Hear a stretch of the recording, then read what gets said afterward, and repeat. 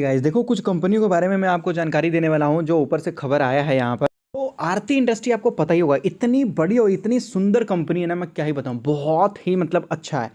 इतना ज़्यादा रिटर्न निकाल के दिया है। मैं आपको बता दूं, स्टॉक मार्केट में सबको आरती इंडस्ट्री के बारे में पता होगा, सबको पता होगा इनके बारे में। अब ये जो है ना, डीमर्ज होने वाली है। डीमर्ज का मतलब देखो क्या होता है। पहले मर्ज का मतलब समझ लो क्या होता है। मर्ज का मतलब दो कंपनी आपस में मिल जाती है। देखो, मर्ज का मतलब अलग होता है, अक्वायर का मतलब अलग होता है। तो मर्ज का मतलब होता है कि दो छोटी छोटी कंपनी आपस में मिल जाती है।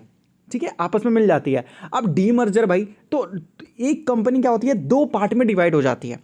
एक कंपनी दो पार्ट में डिवाइड हो जाती है। देखो, अब जैसे ये रिलायंस कंपनी, अंबानी जी की कंपनी है।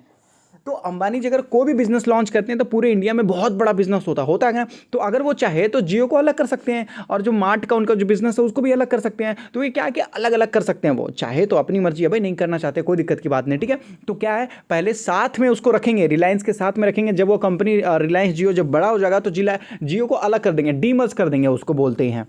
तो आरती इंडस्ट्री क्या है कि ये केमिकल कंपनी, अब ये केमिकल कंपनियां ये अंदर में धीरे धीरे जो है, अब ये फार्मा कंपनी भी धीरे धीरे खोल रही है। अब जब इनको लगता है कि भाई हमारी फार्मा इंडस्ट्री है वो भी काफी अच्छा ग्रो हो चुकी है, अब इसको मार्केट में लिस्ट करने का टाइम आ चुका है, जिसके लिए इन्वेस्टर अलग से पैसा पे करेंगे। तो ये क्या करते हैं कि हाँ, आरती फार्मा अलग कर देंगे और आरती इंडस्ट्री अलग कर देंगे।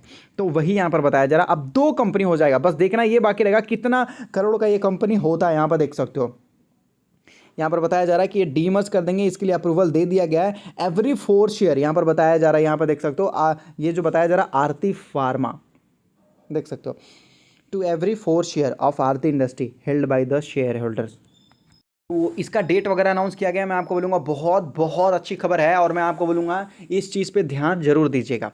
आने दीजिए कंपनी को पूरी तरीके से मार्केट में, फिर और देखेंगे डिटेल में। आरती इंडस्ट्री अच्छी कंपनी है, इसमें कोई डाउट नहीं है।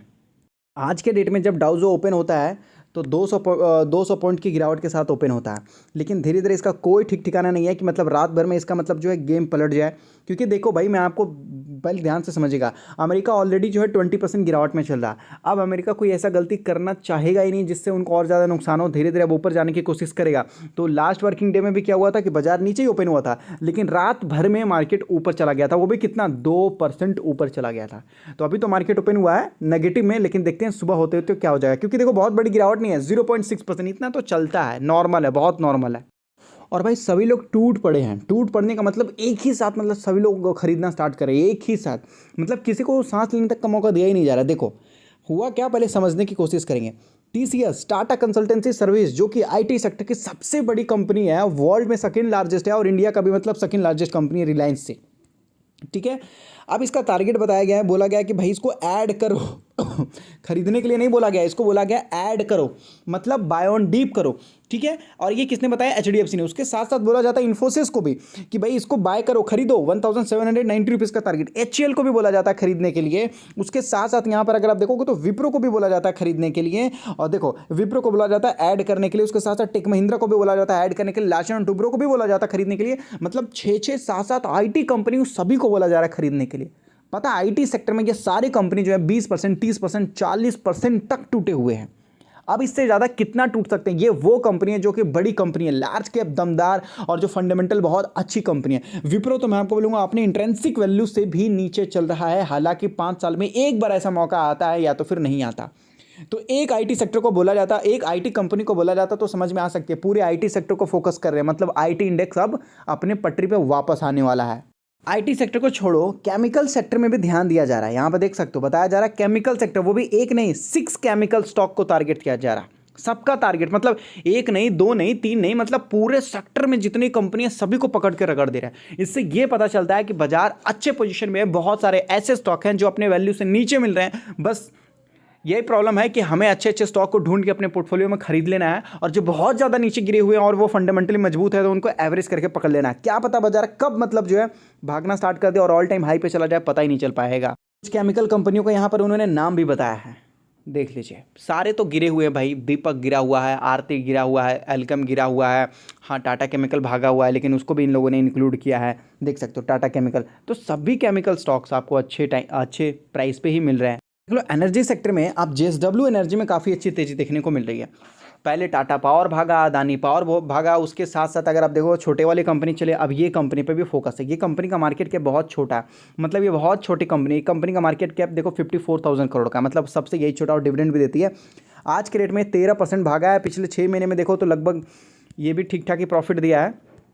देख लो नीचे से जब ये भागना स्टार्ट किया तो 400-500% तक का इसने भी प्रॉफिट निकाल के दिया है। देखो 6 से 700% का रिटर्न, और नीचे गिरा है ये स्टॉक, देखो नीचे भी आया, नीचे आने के बाद फिर ये ऊपर जा रहा, देख लीजिए फिर ये ऊपर जा रहा। देखो ये जो कंपनी है ना, ये कंपनी पहले क्या करती थी कि केवल अपने कंपनियों के लिए जो पावर शॉर्टेज वगैरह होते तो उनको फुलफिलमेंट करने के लिए खुद का लगाया है, लेकिन उसके बाद क्या हुआ कि डिमांड इतनी बढ़ गई कि आजू बाजू में जितने गाँव वगैरह हो गए उनको सबको ये पावर सप्लाई करना स्टार्ट कर दिया। और इतना अच्छा ये पावर सप्लाई करता है कि 1 मिनट में 60 सेकेंड होते हैं, और 1 सेकेंड भी ये इलेक्ट्रिसिटी कट करता ही नहीं है भाई अपने सोसाइटी में।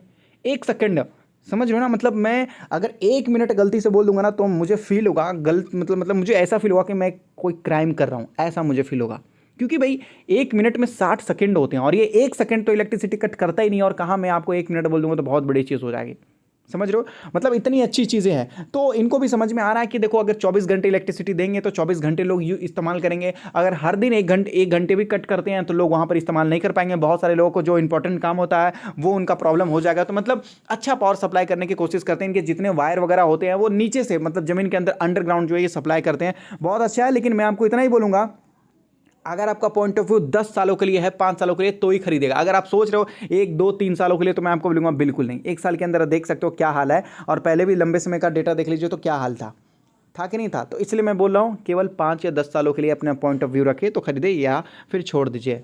और अगर आप स्टॉक मार्केट में नए हो तो अपना डीमेट अकाउंट एंजल में ओपन कर सकते हो, जहाँ पर आपका डीमेट अकाउंट बिल्कुल फ्री होगा, डिलीवरी चार्जेस फ्री होगा, केवल 20 रुपीज़ लगेगा, वो भी इंट्राडे में। डिस्क्रिप्शन में लिंक है, मिनटों में जाकर अपना डीमेट अकाउंट वगैरह ओपन कर सकते हैं बिल्कुल फ्री में।